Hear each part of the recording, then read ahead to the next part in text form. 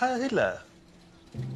Allow me to introduce myself. I am Captain Hermann Dietz of the Falkenhayn Gestapo. With me, Herr Muller, Herr Juncker, Herr Klump, and Herr Forsch. May we come in? Thank you so much.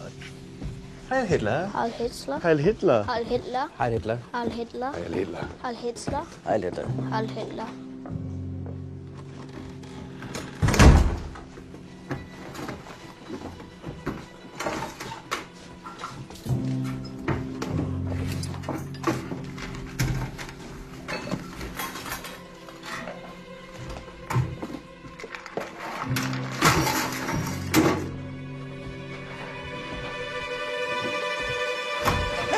Georgia! Hey, guys! Good to see you. My bicycle got a flat tire, so I carried it. Captain Klenzendorf. Heil Hitler. Heil Hitler! Heil Hitler. Heil Hitler! Heil Hitler. Heil Hitler! Heil Hitler. Heil Hitler! Heil Hitler. Heil Hitler! You know Freddie Finkel? Heil Hitler. Heil Hitler. Heil Hitler. Heil Hitler. Heil Hitler. Heil Hitler. Heil Hitler. Heil Hitler. Heil Hitler. Heil Hitler. So, did I miss anything? No. But now we come to a period that I call the battle for identity. Lies my grandma told me. Yeah, superstitious devices. Lies my grandma told me. What? Urban mythological rules. Bubble mice, yeah. Hi les kids et bienvenue dans En attendant Godard, saison 12, épisode 22. Cette semaine, émission espionnage, mensonge, naïveté et le totalitarisme. C'est la danse de la mort et de ses avatars, du nazisme et des cocos. Attention, on va bouillir des mains de pendus, manger des crapauds, des rats tout poilus, faire des potions pour séduire les hommes, puis les mordre quand ils dorment. Dans notre marmite, c'est l'épouvante, il y a des bestioles dégoulinantes. Ce soir, on fait du bœuf au pipi, car c'est la fête aujourd'hui, c'est la salsa des démons.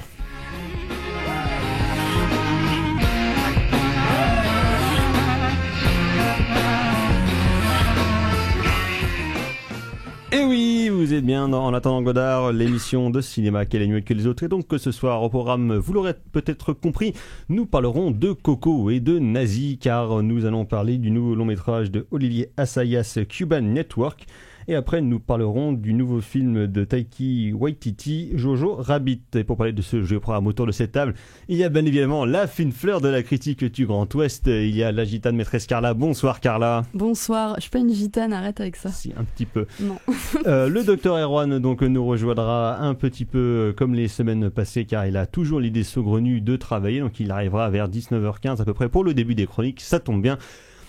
Thibaut n'est pas des nôtres ce soir pour cause de problèmes paternels, on va dire, non pas à cause de son enfant mais à cause de son père qui est là. Et voilà, ce sont des choses qui arrivent. Et à la mise en son de cette émission, il y a bien évidemment Gal. Bonsoir Gal. Bonsoir. Ça va ? Ça va. Ah voyons que pour une fois il est obligé de travailler car il est sous la surveillance on va dire d'une apprentie, d'une stagiaire presque, et donc du coup là il est stressé. Ça me fait penser aux heures les plus sombres de notre histoire. Exactement, mais nous allons y revenir. Avant de passer à la section critique de cette émission, donc les agendas, plusieurs choses qui se déroulent cette semaine à Rennes et dans le monde de la France. Donc ce soir à Cinémaniacs à 20h15, 20h30, vous aurez le plaisir de voir ou revoir le chef-d'œuvre de Richard Fleischer, L'étrangleur de Boston avec Tony Curtis. C'est un très très grand film et Richard Fleischer, un cinéaste dont on a beaucoup parlé ici et qu'on aime énormément. Demain au Tambour, donc sur le campus de Rennes 2, soirée Attention les secousses, avec à 18h des écrans variables, donc plusieurs courts-métrages à caractère expérimental ou non d'ailleurs. Et à 20h30, un autre chef-d'œuvre réalisé par les As Zucker, Abraham Zucker, Y a-t-il un pilote dans l'avion ? Un des plus grandes comédies de toute l'histoire du cinéma. Je n'ai pas peur de le dire. Non, c'est bien.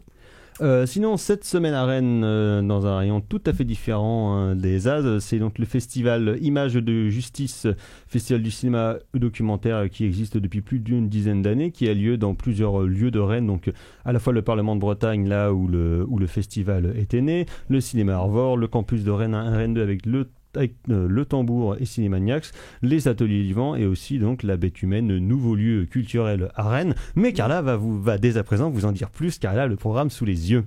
Oui, alors donc c'est en partenariat, je vois ça avec la plateforme documentaire Tank.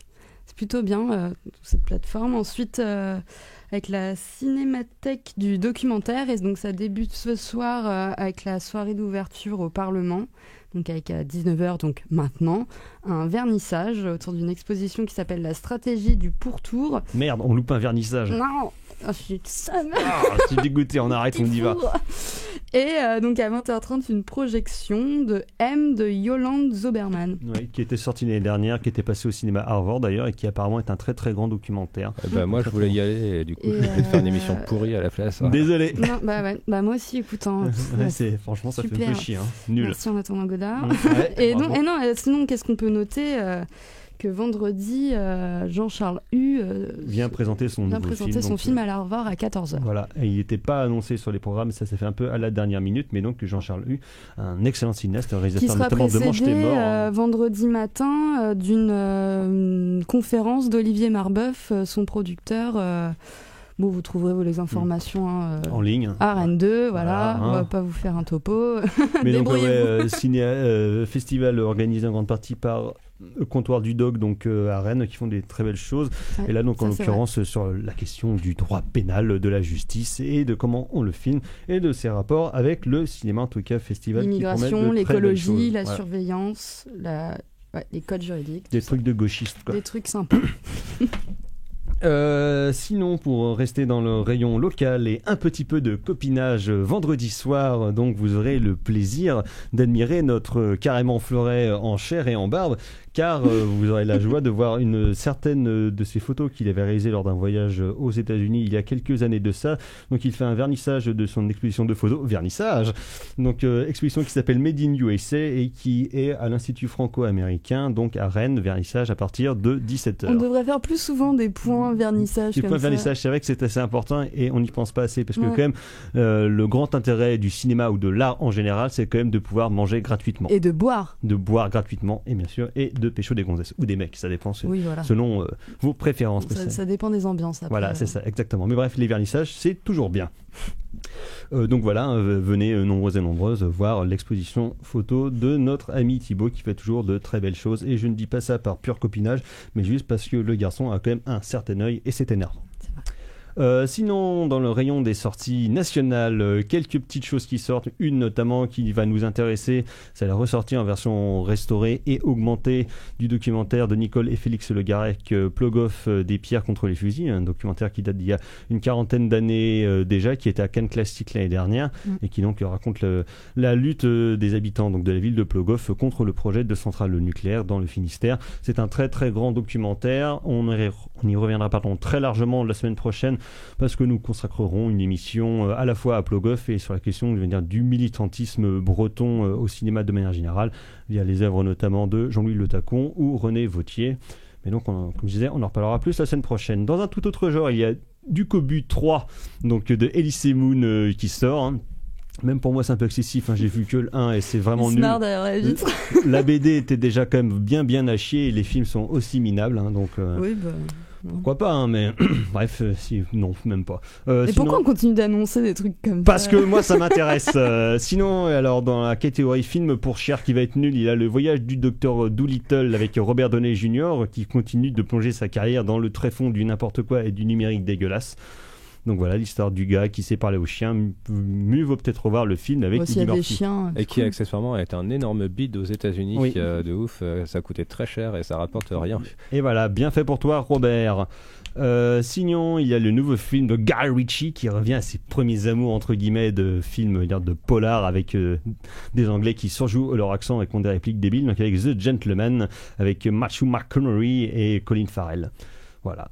Okay. Après, moi, je dirais ça probablement nul, mais j'aime bien Colin Farrell et surtout j'aime bien comment est-ce qu'il est sapé dans le film. Mais bon, ça c'est mon côté un peu lads. J'aime bien un peu le style anglais, c'est pour ça. Mais le film a probablement aucun intérêt. Sinon, il y a le nouveau film de Eric Lartigot, donc qui est un réalisateur français qui a bien commencé en faisant notamment des films avec Cadet Olivier, notamment Mickey a tué Pamela Rose, et surtout une superbe comédie romantique, une chouette comédie romantique plutôt avec Alain Chabat et Charlotte Gainsbourg qui s'appelait Prête-moi ta main. Et donc après, Oula, non, ah c'est oui. pas mal ça. C'était bien ça. Ouais, c'est cool, j'ai plusieurs Je sais fois. pas. Après, le garçon a commencé. Plusieurs fois, tu l'as vu. A commencé à plonger dans le tréfonds du n'importe. J'adore Alain Chabat. Dans les tréfonds du n'importe quoi, avec La Famille Bélier que je n'ai pas vu parce que j'aime pas Louane et j'aime pas trop Sardou non plus. Et donc là, il revient avec son nouveau film #Je suis là. Ah oui, non mais j'ai vu la fiche. C'est avec terrible. Alain Chabat. Bien envie. Et puis Douna Ben, donc voilà, Alain Chabat qui Skype avec une Sud-Coréenne et décide d'aller voir les cerisiers en fleurs en Corée, parce que Ouais, bref. pourquoi pas. Et sinon, pour vous les filles et le girl power, donc il y a Birds of Prey, donc c'est le spin-off sur Harley Quinn après Suicide Squad avec toujours Margot Robbie. Voilà. Voilà. Ça promet tout ça. On va s'arrêter là, on va passer à la section critique de cette émission. On va s'envoler pour Cuba et tout ça. Pourquoi de mieux que Kimbara?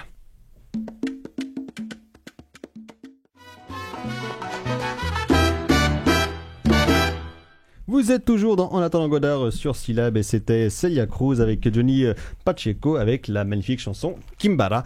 Et comme je le disais à mes camarades hors antenne, c'est une chanson que vous avez pu entendre si vous aimez le cinéma dans une version, on va dire, réactualisée ou un peu plus moderne dans Miami Vice de Michael Mann, chantée et interprétée par Manzanita, donc notamment dans la scène de danse à Cuba entre Gong Li et Colin Farrell. Cuba, dont il va être question dès à présent dans le nouveau long métrage qui est sorti mercredi dernier de Olivia Sayas, qui était à la Mostra de Venise en septembre dernier, et qui donc s'appelle le Cuban Network, qui est basé sur un livre de Fernando Mares, The Last Soldiers of the Cold War, The Story of the Cuban Five. Effectivement, les 5 Cubains, ce sont diverses agents infiltrés par les castristes aux États-Unis pour justement infiltrer les milieux anticastristes qui opéraient depuis la Floride pour aller commettre quelques attentats sur le sol cubain. Et donc c'est cette intrigue entre ces différents personnages-là, 3 notamment interprétés par Gaël Garcia Bernal, Edgar Ramirez et Wagner Rocha, je crois, je sais plus tout à fait son nom de famille, c'est le gars qui jouait dans Les Tropas d'élite je sais plus du tout. Je sais plus comment s'appelle. De José Padilla, et qui interprétait donc Pablo Escobar dans la série Narcos de Netflix.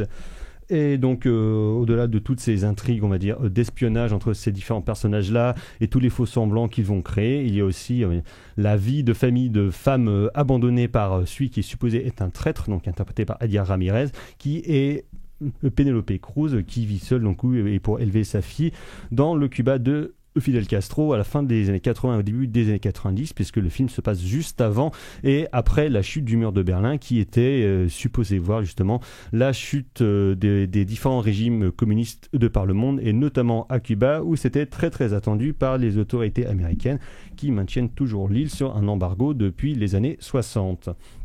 Et donc pour Olivia Sayas, on va dire c'est une nouvelle incursion, pas forcément dans le film d'action, parce que ce n'en est pas du tout un, mais plus sur la question du thriller et sur les imbroglios politiques, on va dire, à une échelle mondiale, après son film Carlos en 2010, qui était déjà avec Edgar Ramirez dans le rôle titre, et qui, moi, est la veine du cinéma de Olivia Sayas que je préfère personnellement, plutôt que ça, on va dire, sa proportion à faire des films plus intimistes, plus franco-français, comme son dernier film Double Vie, qui était sorti l'année dernière et dont j'avais parlé ici, qui était avec Juliette Binoche et Guillaume Canet, qui était un film, je trouve, assez raté dans sa filmographie, même si c'est un cinéaste que, de manière générale, j'aime beaucoup, qui est souvent quand même méprisé par la critique française, parce qu'il est vu avec une attitude parfois un peu hautaine, un peu trop arty pour le cinéma français, et en même temps beaucoup trop européenne aussi pour le cinéma américain.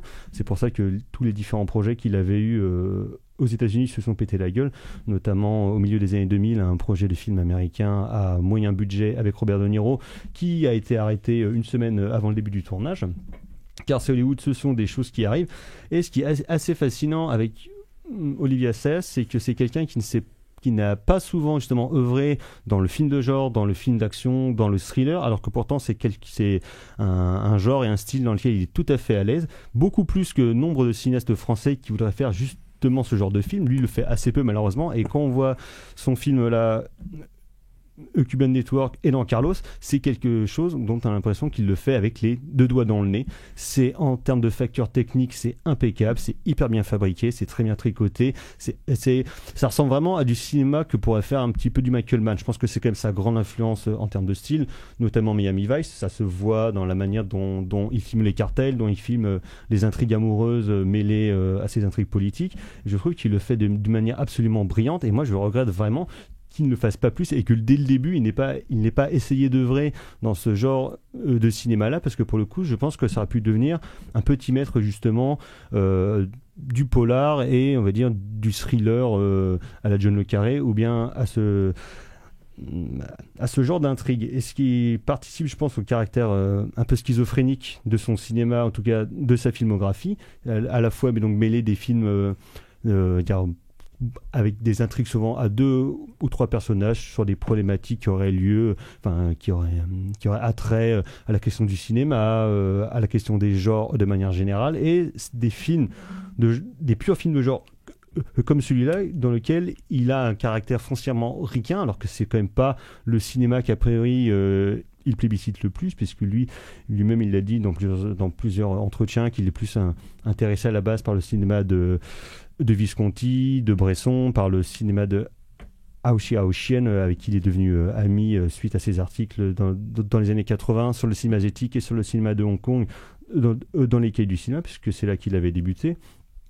C'est aussi quelqu'un qui est très engagé, qui est assez militant, qui est, on va dire, dans une veine post-situ, qui est fasciné par Debord, sur lequel il avait plus ou moins fait un film, en tout cas sur toute la période qui s'appelait Après-mai, justement sur l'après mai 68, qui était sorti de ça il y a quasiment une dizaine d'années, et dont on avait parlé ici dans cette émission.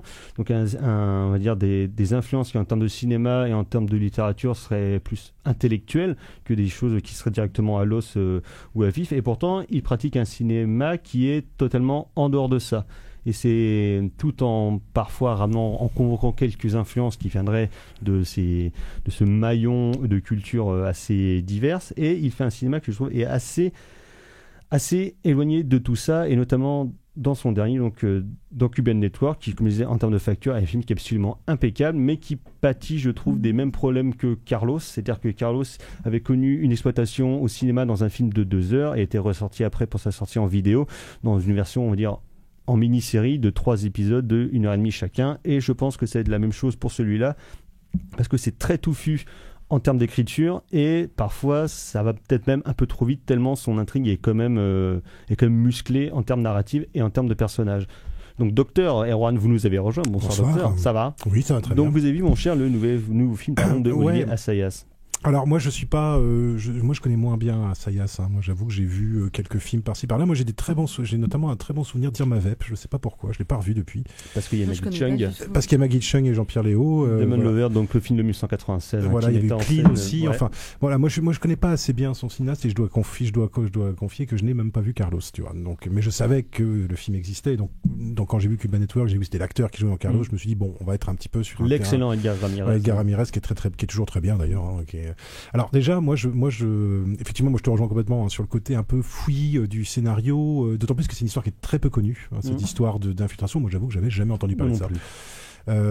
Mais par contre, alors, pour revenir un peu sur ce que tu disais sur le fait que d'un point de vue critique, Assayas n'est pas très célébré en France. Alors moi, je pense que ça tient essentiellement justement au fait et c'est marrant parce que ça rebondit pour moi avec ce dont parle le film, c'est que pour la critique française, Assayas c'est un traître.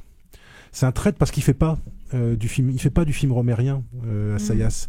Et quand il s'y essaye, ça marche pas forcément super bien. C'est quelqu'un qui est hyper intéressé par le cinéma de genre. Moi, je renvoie tout le monde à son supplément du Cahier des cinémas en 84 sur le cinéma de Hong Kong. C'est un des premiers à avoir parlé de Tsuyark en France, et il en parle super bien. Il parle super bien du cinéma d'arts martiaux. Donc c'est quelqu'un qui est fasciné par Visconti, par Rousseausienne, par la espèce de forme de lenteur, de contemplation, mais c'est aussi quelqu'un qui est fasciné par l'efficacité narrative du cinéma de genre. Et comme il est en fait entre deux pôles, un pôle on va dire autorisant, même si pour moi le genre c'est du cinéma d'auteur aussi, mais on va dire d'un côté il y aurait le cinéma de genre et de l'autre côté il y aurait le cinéma d'auteur post-nouvelle vague, et je pense que la critique française ne lui a jamais pardonné de ne pas avoir de camp, de pas choisir son camp, et puis finalement d'avoir des plaisirs qui, pour la critique française, sont des plaisirs coupables. Ce qui est une preuve d'intelligence de sa part aussi, d'être aussi ouvert. Moi je trouve que c'est... Enfin moi, Assayas, en tant que critique déjà, c'est probablement un des critiques... Alors que moi qui suis pas un fan des cahiers du cinéma, hein, c'est un des critiques des cahiers du cinéma que je trouve le plus respectable, avec Danet, qui je trouve étaient des gens qui sont des gens qui ont vraiment une ouverture critique qui... transversalité. Voilà, et qui se fait pas sur une hiérarchie un peu bidon de y aurait les auteurs d'un côté puis les tâcherons de l'autre, enfin voilà, qui est un truc qui n'a plus aucune valeur aujourd'hui. Mais ça c'est un vieux clivage de la nouvelle vague qui a été instauré, mais qui n'a plus aucune, qui aurait dû disparaître il y a 20 ans. Je veux dire, qui aurait dû disparaître il y a 20 ans. Vraiment, quand on voit des Michael Mann ou des Guillermo del Toro ou des Peter Jackson, je veux dire, les mecs de la nouvelle vague, ils auraient dû revoir leur logiciel il y a bien longtemps. Alors moi c'est ma théorie, mais j'ai l'impression que Assayas il paye un petit peu. C'est parce que c'est un film qui a été très peu exposé, Cuban Network, pas de promo. Enfin, moi, je veux dire, tu m'as dit qu'il sortait, mais j'étais même pas au courant qu'il sortait un film. Il y a eu très peu de choses dessus. Et je trouve que ça rebondit avec le film, avec ce gars avec ce héros qui est intègre, mais qui est considéré par tout le monde comme un traître. Parce qu'il est obligé de mentir à sa femme, de mentir à ses enfants, enfin voilà. Et voilà, sans aller trop loin dans la surinterprétation, je pense pas qu'il y ait quelque chose d'autobiographique, mais c'est assez rigolo de voir, je trouve, que la position critique d'Assayas et la position du personnage de son film principal, voilà, c'est pas si dissemblable que ça, même si à mon avis il faut pas trop. Voilà. En plus c'est marrant parce que ce film justement sur ce personnage qui est vu comme un traître par tout le monde, ça rappelle aussi une autre histoire vraie qui est un peu plus récente, qui date d'il y a à peu près une vingtaine d'années, qui avait lieu au Pays Basque avec l'ETA. Un des mecs était un mec qui passait son temps au bar à dire ETA, machin, le Pays Basque indépendant, et du jour au lendemain, il s'est engagé chez les flics. Il est devenu genre la plus grosse pute des flics possible, à traquer tous les mecs de ETA, à tous les niquer.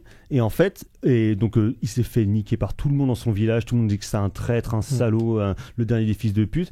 Et en fait, quand il est arrêté, il s'est rendu compte que le mec bossait depuis en fait plus de 20 ans pour l'ETA et qu'il s'était infiltré chez les flics justement pour leur donner plein d'infos. Ce qui quand même témoigne d'une force morale, on va dire quand même, malgré les différences morales justement qu'on pourrait avoir sur l'action de l'ETA, mais d'un point de vue moral chez les personnages qu'on retrouve aussi dans le film de Assayas. Un truc extrêmement fort où les personnages sont tellement convaincus de ce qu'ils font, à la fois de la juste portée politique et morale, que finalement tous les sacrifices sont possibles et viables. Et ça, je trouve qu'il le retranscrit assez bien, sans justement de jugement moral de sa part sur les actions de ses personnages. Alors ce qui est intéressant aussi, moi je trouve, c'est que malgré le côté que j'ai trouvé parfois un peu pas brouillon, mais un peu touffu, voire confus, je trouve qu'il y a des super bonnes idées. Alors pour moi, la première bonne idée, c'est d'avoir fait un film anti-spectaculaire.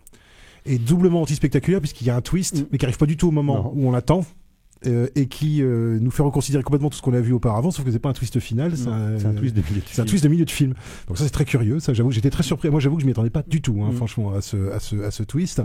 Il y a des scènes, c'est complètement anti-spectaculaire, c'est-à-dire que toutes les scènes, il y a la seule scène d'action, mais qui n'est pas vraiment une scène d'action, c'est la scène des 3 bombes, des bombes dans les hôtels de la Havane, faites par une espèce de petit mec un peu paumé, voilà. Et là il y a un vrai suspense, une vraie tension, et puis et en même temps une vraie empathie pour le personnage qui pose les bombes, ce qui est quand même assez dingue, moi je trouve comme scène, montrer une scène de terrorisme où tu t'inquiètes pour le personnage du terroriste plus que pour les potentielles victimes, donc c'est quand même voilà, je trouve qu'il y a, et en fait il passe son temps à faire des renversements justement, et c'est là que tu sais que tu te rends compte qu'il connaît bien le genre justement, parce qu'il peut se permettre de faire des bascules de décevoir, de voilà, de jugement. C'est-à-dire que parce que moi ça m'a fait penser à du Francesco Rossi, ça m'a fait penser à certains films italiens, ça m'a fait penser un peu au Traître de Belluccio dans un autre genre, ça m'a fait, pour moi ça m'a fait penser à un Scarface inversé, c'est-à-dire un Scarface où on nous montrerait les petits gars, quoi, les petits mecs qui ont pas d'importance, que personne ne se souvient, et comment est-ce qu'eux ils vivent, les soldats, quoi. Voilà, les soldats, comment est-ce qu'eux ils vivent justement ce mélange d'anticastrisme, de trafic de drogue, de manipulation par les services secrets,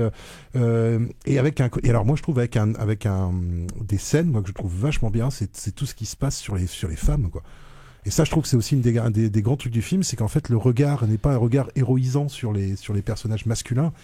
Les héroïnes, c'est les femmes, quoi. Parce que eux, c'est quand même, en tout cas, en termes de vie de famille, c'est quand même tous des lâches et des sales cons. Parce qu'il y a deux personnages féminins principaux. Il y a celle qui incarne la femme de Edgar Ramirez, qui est Penelope Cruz, et celle qui incarne l'autre personnage principal, qui est Arma de Reina, qu'on avait vu dans le dernier Rian Johnson, Un couteau tiré, et qui joue dans le dernier Blade Runner de Denis Villeneuve. Qui est interprétée par une actrice qui est une beauté, incroyable. À se rouler par terre en bavant, quoi. Je dirais, elle est. Et alors moi je trouve elle a un charisme incroyable. Et puis les deux actrices, impeccable. Penelope Cruz, elle est formidable dans ce film-là. Penelope Cruz avec un jean et une vieille chemise, ça reste quand même la plus belle femme. Enfin, ça reste la plus belle femme du monde après Claudia Cardinal, il faut bien le dire, quoi.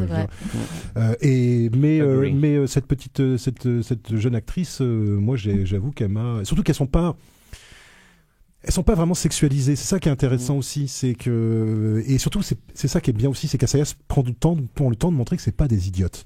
C'est pas des femmes de mafieux ou des femmes conscientes qui attendent que leur mec revienne en fermant leur gueule et tout. Non, elles sont conscientes. Enfin, il y a des scènes de confrontation, notamment avec justement ce lieutenant qui commence à aimer un peu trop le luxe, à aimer un peu trop les grosses bagnoles. Une star. Voilà. Et moi, je trouve qu'il y a des super scènes, quoi. Je veux dire, où elle le confronte, alors que tu sens que la baigne peut partir en 30 secondes. Hein, je veux dire, et la fille, elle y va, quoi. Je dirais.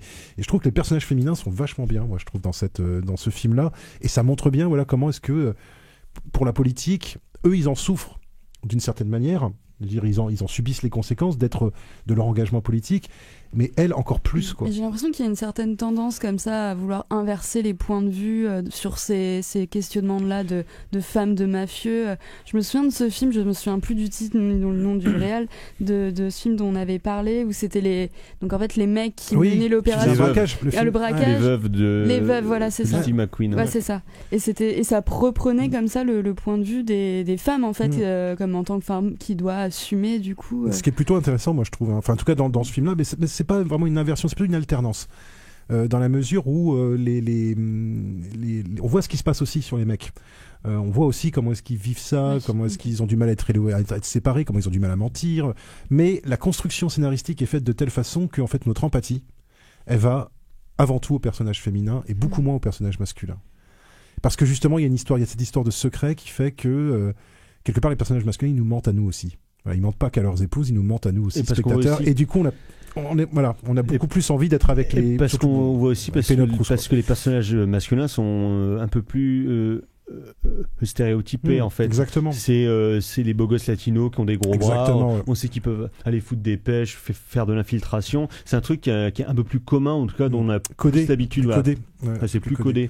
Alors que les personnages féminins, à l'inverse, pas du tout. En fait, les personnages féminins, moi, ça m'a fait penser. Alors ça, c'est un truc. Moi, c'est un souvenir assez ancien, mais ça m'a fait penser à certains films d'Hideo Gosha, et notamment Femme de Yakuza, qui était un film que j'avais trouvé vachement bien, où c'est une histoire où tous les hommes, ils sont en tôle, en fait, parce qu'ils ont commis des crimes, et en fait, c'est les femmes qui tiennent le business.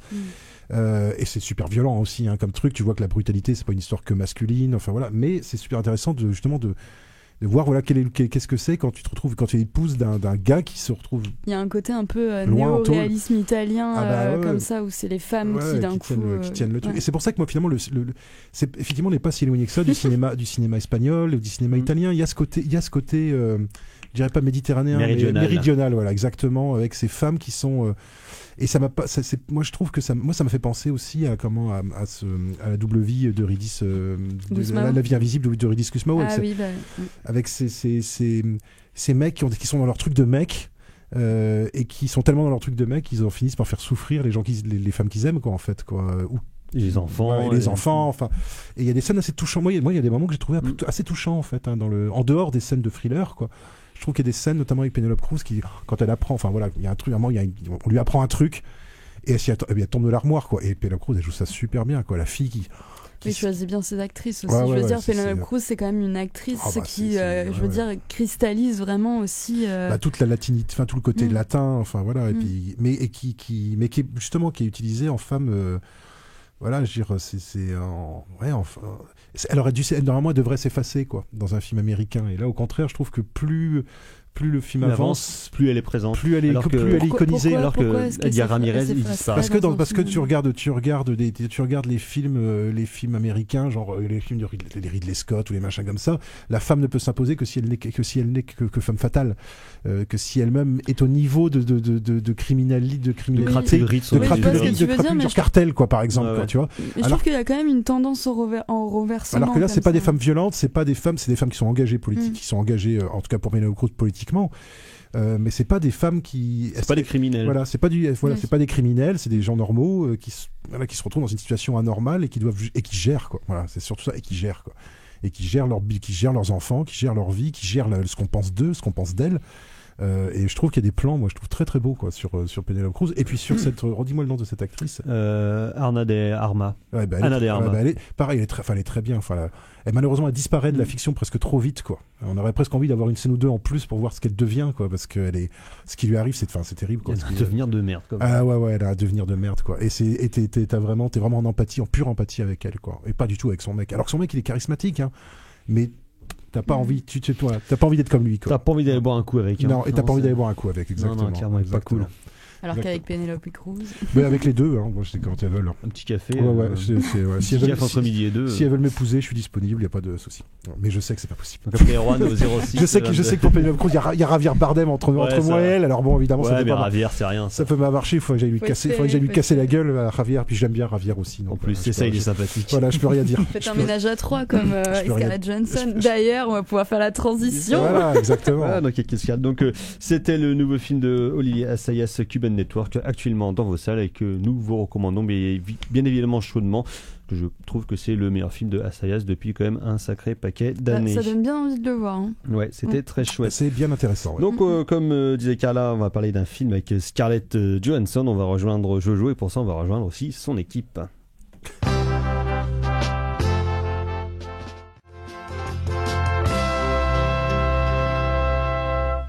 Vous êtes toujours dans En attendant Godard sur Syllab et c'était Jodassin avec l'équipe à Jojo. Et de Jojo, il va en être question dès à présent, donc avec Jojo Rabbit, nouveau long métrage de Taika Waititi, donc qui est connu pour avoir créé il y a une dizaine d'années la série Flight of the Conchords, qui était très bien et très chouette et très drôle, et qui après avait réalisé un excellent premier film qui s'appelait What We Do in the Shadows, Vampires en toute intimité en français, donc faux documentaire sur des vampires qui errent dans le Wellington moderne, Wellington, car Taika Waititi est originaire donc de Nouvelle-Zélande, qui avait fait après un autre long métrage Hunt for the Wilder People avec Sam Neill, qui était très très bien aussi, et qui s'est fait connaître du très grand public pour avoir réalisé Thor Ragnarok, donc le troisième épisode des Thor, qui n'était pas aucun intérêt, hein, je vais vous le dire. C'était pas une forme de parodie. Mais il paraît que c'était rigolo. Il y avait des trucs sympas tout, mais bon, c'est parce qu'il met du fluo, donc du coup il pensait que c'était cool, quoi. C'est globalement quand même bâchi, hein, mais un film Marvel, quoi. Et qui donc, grâce à l'énorme carton de Thor Ragnarok, il a pu faire en fait un film qu'il voulait faire depuis plusieurs années, au principe assez casse-gueule quand même. Donc, qui raconte l'histoire de Jojo, jeune Hitlerjugend d'une dizaine d'années, qui a un peu de mal quand même à progresser dans sa vie de jeune nazi, mais qui pour ça est aidé par son ami imaginaire, qui donc n'est autre que Adolf Hitler, interprété par Taika Waititi himself, qui lui prodigue des bons conseils, car n'oublions pas que Hitler a toujours été de bons conseils, hein, c'est bien connu. Et donc évidemment tout ça va se péter un peu la gueule, notamment dans ses convictions, le jour où il découvre que sa maman, interprétée par Scarlett Johansson, cache une jeune juive dans leur grenier, enfin dans la chambre de sa sœur, qui n'est plus là, ainsi que le père qui est absent. Et donc au-delà de ce principe, on va dire cette intrigue, on va dire relativement casse-gueule quand même à mettre en scène, Taika Waititi déploie un univers qui serait, on pourrait penser par certains côtés, un mi-chemin entre Jean-Pierre Jeunet, Wes Anderson et Roberto Benigni. Dit comme ça, effectivement, ça démarre très ça donne pas envie du tout. Donc effectivement, le film démarre un petit peu comme ça. On fait des vannes qui sont cool sur les juifs et puis sur les nazis, parce que ça marche toujours. Hein. C'est toujours des ressorts comiques qui marchent. Moi, ça me fait toujours rire. Oui, moi aussi, hein, effectivement. Les nazis restent après tout les meilleurs méchants du cinéma de la terre possible, exactement. De la terre du monde entier. Merci. Hein. Enfin, je sais pas si on va dire merci Adolphe. Merci les nazis. Mais donc, effectivement, ça commence, on trouve un peu mal, malgré une galaxie de personnages qui sont assez relativement sympathiques, notamment un personnage d'officier interprété par le toujours formidable Sam Rockwell, qui est trop cool comme acteur. Moi, j'ai envie d'être son pote. D'officier gay alcoolique. Ça arrive à tout à chacun, après tout, et surtout quand on est dans l'armée allemande, c'est pas simple. C'est clair. Il faut préciser que ça se passe en 43, 44. Voilà, ça se passe à la. C'est-à-dire fin, que ça commence déjà à se casser la gueule autour d'eux. Ça sent un peu le roussi. Il est carrément blasé, le pauvre. Quoi. Ça sent le roussi pour les nazis. Effectivement, c'est pas leur heure de gloire. Ça commence, il commence, comme on dit, à avoir de l'eau dans le gaz. Voilà. Et donc, c'est fini l'âge d'or. C'est fini l'âge d'or. Voilà. Dans la décadence. Nous, on est dans l'âge de plomb. Exactement. Et donc. passer cette mise, on va dire, cette introduction parfois un peu maladroite, un peu brouillonne, voire un peu pataude, justement, on entre dans une deuxième partie où les rapports entre la jeune juive et le petit Jojo vont justement prendre de l'ampleur et où le reste des personnages, notamment le personnage de la mère interprété par Scarlett Johansson, prend de l'ampleur. Et là, on a quand même de véritables scènes à la fois d'émotion et des scènes comiques via un personnage de membre de la Gestapo interprété par le toujours formidable Stephen Merchant, qui donc était connu aussi pour jouer dans les séries de Ricky Gervais. C'est pas si drôle que ça, cette scène. Qui est très drôle, mais qui laisse un petit goût de caca dans la bouche. Ah ouais, quand même, ouais. Et là, justement, le film prend son ampleur vers quand même des cimes qui sont plus intéressantes que le début, enfin, en tout cas, la première demi-heure qui quand même promet pas monts et merveilles, mais un peu l'inverse, quoi, terreau et terril. C'est vrai que le début est assez mou et c'est vrai que vite on commence à s'inquiéter de ce qu'il va en faire en fait, de tout ce qu'il met en place et notamment de cette mise en scène très Wes Andersonienne ou Amélie Poulainienne, Poulinesque, oui. Non ouais, enfin moi j'ai eu beaucoup de mal à rentrer dans le film au tout début et je me suis demandé ce qu'il allait en faire et notamment on en parlait de l'utilisation de ces images d'archives. Dès le début, donc on voit les jeunesses hitlériennes et en parallèle, en montage parallèle comme ça, cette parodie qu'il en fait à travers. Puis on entend les Beatles qui chantent qui chantent I Wanna Hold Your Hand en allemand. Oui. Alors que tout le monde lève le bras à l'image. Oui, ça fait... Mais moi je me suis dit oula. Alors j'ai trouvé ça assez violent déjà comme image en tout cas d'archives. Ouais, mais c'est bien vu justement comme entrer en matière. C'est le générique de début. Ouais, ça. Alors ça j'ai trouvé ça plutôt intéressant, mais après c'est vrai qu'en fait il met les choses assez haut et finalement ça s'essouffle un petit peu pour relancer comme ça à la deuxième moitié du film avec cette intervention de la Gestapo sur un ton d'humour un petit peu à la Monty Python, j'ai trouvé, avec cette scène qu'on a mis en intro là. Où il répète il se salue 15 millions de fois de suite. C'est ça. Donc, c'est le protocole. Hein. Oui, c'est vrai, mais bon. Non, moi j'ai trouvé que c'était heureusement qu'il y a cet acteur là, Sam Rockwell qui. Ouais, parce qu'en fait le film tombe est un peu trop prudent, je trouve, dans ses mécaniques comiques. C'est-à-dire que comme avec un perso comme Hitler qui a priori est quand même inépuisable à la fois en termes de ressorts d'horreur et de ressorts comiques, que ce soit dans les films des Python, dans les films de Chaplin évidemment, tout ça, il y a quand même matière à faire quoi. Et je trouve qu'il reste assez prudent avec son personnage. Il reste prudent, c'est ça le souci en fait. Et ce qui m'a un peu frustrée, je me disais, il va peut-être pousser encore plus loin et on sent que il a peut-être un peu peur, je sais pas, ou qu'il n'arrive pas à aller au bout de la parodie qu'il essaye de monter en fait et de. Alors je pense que l'explication, enfin moi à mon avis une des explications, c'est ce que je te disais tout à l'heure, c'est qu'à mon avis il fait un film pour les moins de 13 ans. Sur le nazisme. Et je pense et là moi je peux pas être totalement en désaccord avec lui, cette idée de traiter du nazisme en plus avec quand même, moi je trouve deux aspects qui sont quand même moi je trouve assez intéressants dans le film. C'est d'abord d'une part l'idée dans une première heure de traiter le nazisme comme la pure émanation d'un imaginaire enfantin. C'est-à-dire que tout ce qu'on découvre du nazisme, on le découvre à travers les yeux du personnage principal. Alors nous, on sait la réalité. Et on sait bien, on voit bien les scènes autour. On sent bien que dans le hors-champ, c'est en train de se casser la tronche. Mais le personnage d'Hitler, il est bonhomme parce qu'il est l'ami imaginaire du personnage principal. Il n'intervient jamais en tant que vrai personnage historique, Adolf Hitler. Il intervient toujours en tant que fantasme. Et alors, moi, j'avoue que même si ça, effectivement, ça met du temps à décoller, c'est pas toujours super adroit. Mais je trouve qu'il y a quelque chose qui est dit il y a quelque chose qui est fait dans ce film-là que moi, ça, j'avais pas vu depuis un petit moment quand même. C'est cette idée déjà, d'une part, de travailler sur le fanatisme et sur la dictature comme pure pulsion infantile. C'est-à-dire l'idée que pourquoi est-ce que ça marche, le nazisme ? Parce que ça s'adresse à des gens qui ont une mentalité de gamin de 10 ans. Et que quand on est un gamin de 10 ans, le désir de domination, le délire de pureté... Les costumes. Exemple, moi, il y a des trucs que j'adore. Alors, il faut savoir que le réal, sa mère est juive. Donc, ce qui évidemment change un petit peu le regard qu'on peut porter, plutôt que de dire « Oh, ce néo-zélandais qui parle de trucs européens, qui n'y connaît rien ». Justement, moi par exemple, il y a un aspect que j'ai trouvé très bien, même si c'est un peu longuet et que c'est peut-être un peu laborieux en termes d'écriture, mais il y a quand même un aspect que j'ai beaucoup aimé, c'est tout le rapport avec la jeune fille juive. Par exemple, il y a un moment dans le film, enfin au début, quand il la découvre, Elle est pas aimable. Non seulement elle est traitée comme un monstre de film d'horreur. Ah ouais, Oui. Pourquoi est-ce qu'elle est traitée, et pourquoi est-ce qu'elle n'est pas traitée avec le maximum d'empathie dès le départ? Mais tout simplement parce qu'elle est vue à travers les yeux d'un gamin à qui on a appris toute sa vie que les juifs sont des monstres. Et moi je trouve qu'il y a des scènes... Ça c'est très très Voilà. bien fait. Moi, il y a des scènes qui sont géniales sur l'imaginaire. Et comment est-ce que l'imaginaire enfantin se nourrit de l'antisémitisme pour inventer des choses qui sont quelque part assez poétiques. Ce que j'ai trouvé très intéressant, c'est ce carnet de dessin en fait, et qui délie comme ça finalement cet imaginaire qui lui est comment dire pas inculqué mais imposé. Et comment finalement il y a ce revirement de situation à la deuxième moitié du film où la guerre est finie, les Allemands sont en train de perdre et Hitler se tire une balle dans la tête, et c'est à ce moment-là que son ami imaginaire, je veux dire, se révèle comme une personnalité aux yeux de l'enfant. Comme Hitler, quoi. Pas mauvaise, mais comme perturbée. C'est là qu'on comprend que il se pose aussi des questions et il arrive à s'en poser et qu'il arrive à s'extirper en fait de cette pensée qu'on lui impose. Exactement. Et moi je trouve que toute cette relation, et justement tout va contre son imaginaire, c'est-à-dire que cette jeune fille juive, par son comportement même, alors qu'elle est effectivement pas spéciale. Mais alors, moi, ce que j'aime bien aussi, j'ai bien aimé ça, c'est qu'encore une fois, les femmes, je trouve, ont le bon rôle dans ce film-là. D'une part, moi, j'ai trouvé que Scarlett Johansson était très bien, moi, personnellement. J'ai pas trouvé. Moi, j'ai trouvé qu'elle est très. T'as envie que ça soit ta maman. Enfin, moi, j'avais envie que ça soit ma maman, Scarlett Johansson, parce que je trouve qu'elle est très drôle. Elle met de la joie. Il veut se marier avec Penelope. Mais je veux que Scarlett soit ma maman.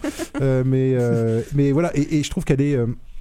Elle met de la joie dans cette espèce de monde tout triste. Et en fait, on comprend que quelque part, elle explique aussi quelque part ce côté Wes Anderson, parce qu'elle a cette espèce de fantaisie un peu bizarre comme ça, et tu vois bien comment son monde imaginaire se construit sur d'une part le nazisme, d'autre part l'image de sa mère, le père qui est absent, et je trouve qu'il y a je sais pas, c'est peut-être pas super habile, mais je trouve qu'il y a des pistes vachement intéressantes.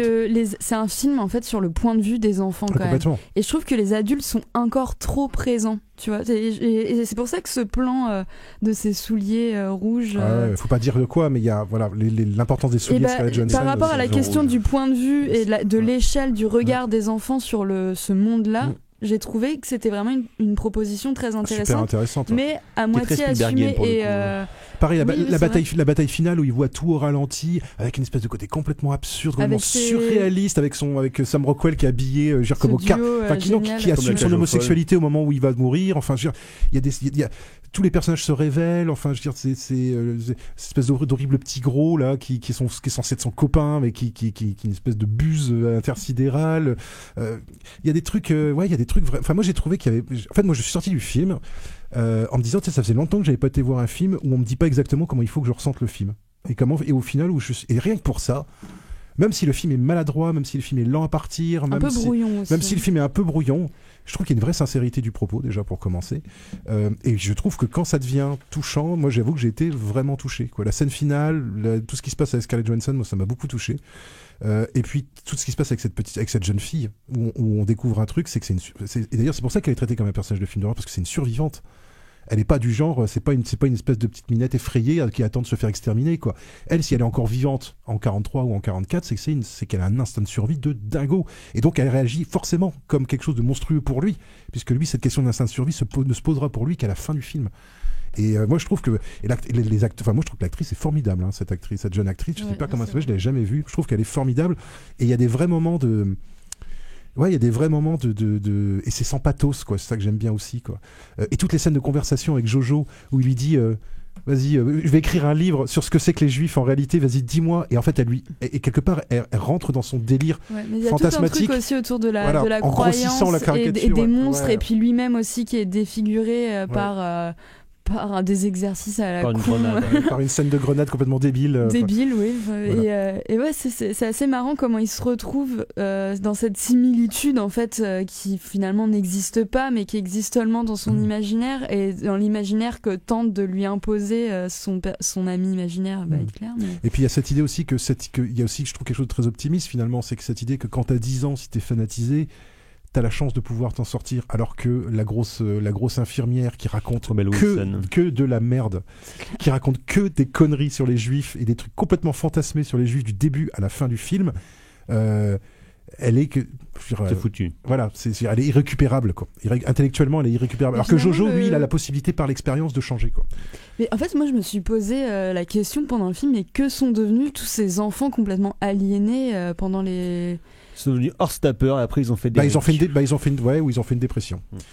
Oui, parce que je trouve que le film, en fait, le film est relativement optimiste, en fait, enfin, pour ces gamins, quoi. Et pour moi, c'est un film qui parle du terrorisme, c'est un film qui parle de choses très actuelles. Hein, parce que moi, la fin, dans les ruines, tout ça, bon, forcément, gamins, ruines, Allemagne à zéro. Ouais, et je me suis dit, c'est quand même assez impressionnant comment il réussit à prendre ce contre-pied à l'histoire du cinéma, en fait, en disant, je vais, parler de ces jeunes allemands qui se retrouvent en fait un peu voués à eux-mêmes et de manière totalement optimiste. Et là forcément ils m'ont eu avec les sentiments, ils ont mis David Bowie Heroes et là j'ai fait en allemand et là j'ai fait ok, bon la fin est très bien.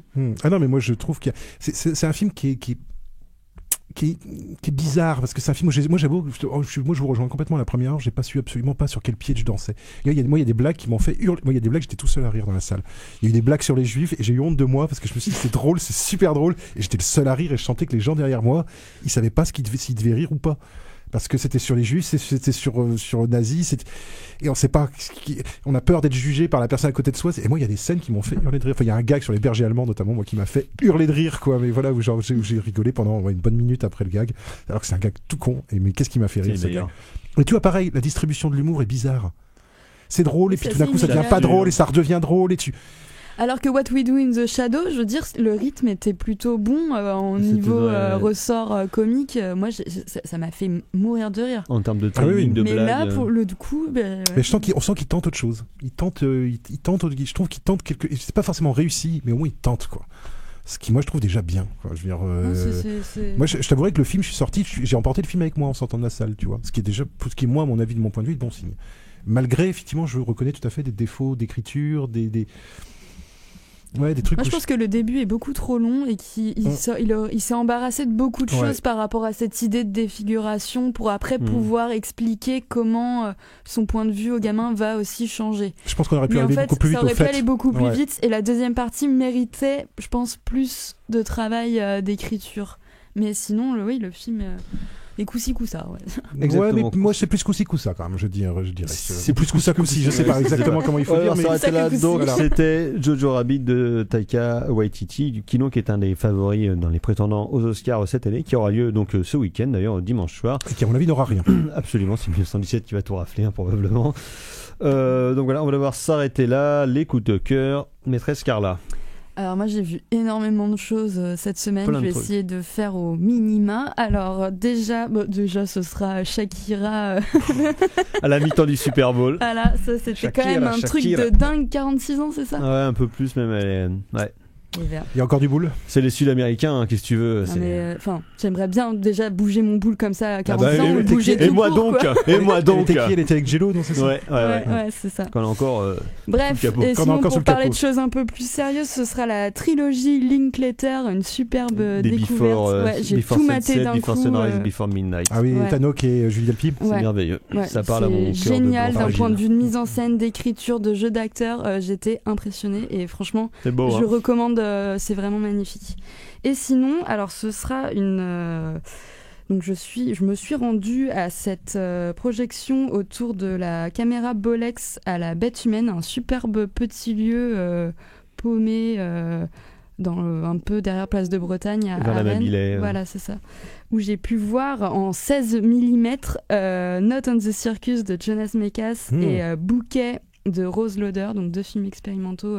C'était magnifique de les voir stylé de ouf. En 16. Stylé de ouf, comme dirait l'autre. Alors, Gal. Non, il me fait signe que non. Alors moi, donc, pour pas changer, ça sera la saison 5 de Justified. Bientôt la fin, il m'en reste une. Ça sera probablement mon coup de cœur de la semaine prochaine. C'était vachement bien. Docteur, vous avez un coup de cœur ? Moi, ça sera quelque chose de vachement bien aussi, mais qui donc suivait vos conseils à vous et à vous, monsieur, et à Thibaut. C'est donc Opération Frisson que je suis en train de regarder. Alors pour l'instant, je fais la saison 4, donc je suis en 2006-2007, mais c'est super bien de voir comment est-ce que Yannick Dahan, il pressent les films qui vont être importants. Il se trompe parfois, mais il tape souvent juste et c'est très très bien. C'est très, très instructif et très sympathique à regarder. Super. Gal. Du coup, moi ça va être Queen Blood de Ousmane Sy en chorégraphie Ousmane Sy, et c'était un spectacle qui est passé au TNB de danse, mélange de danse hip-hop, c'était super. Et sinon c'est Uncut Gems des frères Safdie, voilà, qui est dispo depuis vendredi sur Netflix, et on en reparlera plus largement dans 2 semaines, puisque donc, comme j'avais dit en début de cette émission, la semaine prochaine ce sera Plogoff et militantisme Brézou au cinéma. Merci messieurs, merci mademoiselle, merci à Gal pour la technique. Prochaine émission, prochaine édition. À ciao, bonsoir. Salut. Salut.